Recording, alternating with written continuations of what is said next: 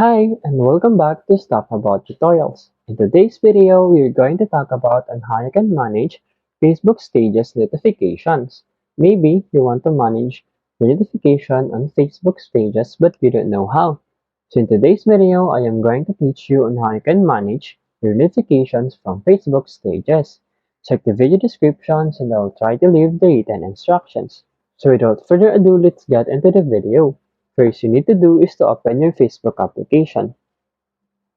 Once you open your Facebook application, you'll be directed into this Facebook homepage. And then in here, tap on this profile icon at the upper right corner of your screen. Once you tap on it, you need to scroll down and you'll see in here Settings and Privacy. Tap on this drop down button. In here, tap on Settings.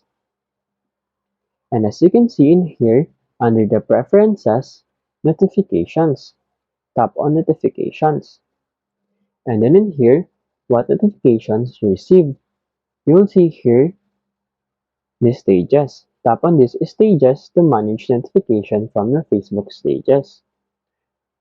As you can see in here, allow notification on Facebook and where you receive these notifications.